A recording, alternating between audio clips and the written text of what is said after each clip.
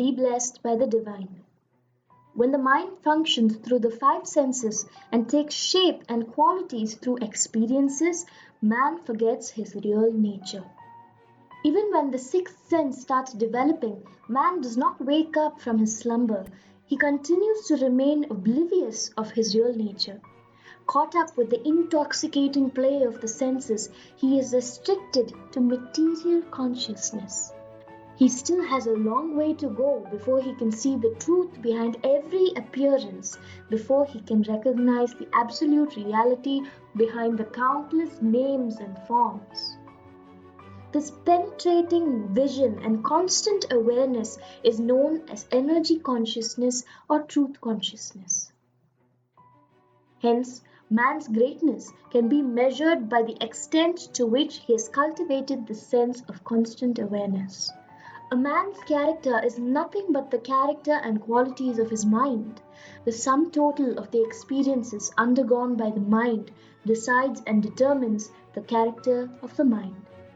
The mind is only the instrument available to us for understanding itself and for observing its own activities. No other agency outside the mind can help us in this task. Observation of the mind is possible only when the mind turns inward and proceeds towards its source. The process through which the mind traces its own source is called appreciative meditation.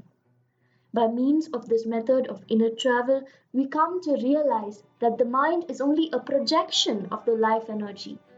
A comparatively easy method by which we start observing the movement of the life energy within us and slowly merging the mind into that energy is a method of meditation which forms a part of simplified Kundalini Yoga. However, this process can only be learned from a competent master who is well qualified in this science and properly trained in its methodology.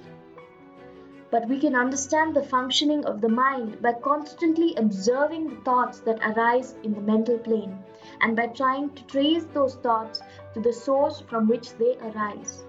This process, as I have already indicated, is known as introspection.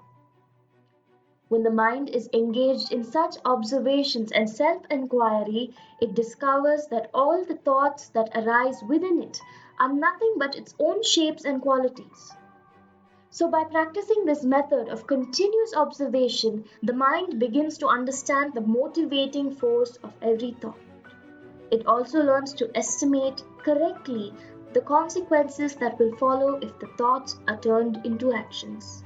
This process of introspection, whereby the mind sits as a spectator and watches itself enacting its own drama, is really a wonderful experience which has no parallel. The stage upon which this drama is enacted is built within the mind itself. The actors are only different reflections that emerge from the prison of the mind. The script is merely a fabric of the mind. The mind wields the megaphone and directs the drama. The owner of the stage and the troupe is the mind. And wonders of wonders, the spectator and the audience are also the mind.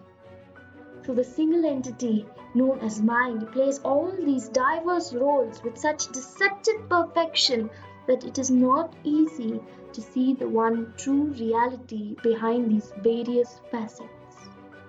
Be blessed by the divine. Subscribe to our YouTube channel and visit simplifiedkundaliniyoga.com to begin your journey of consciousness today.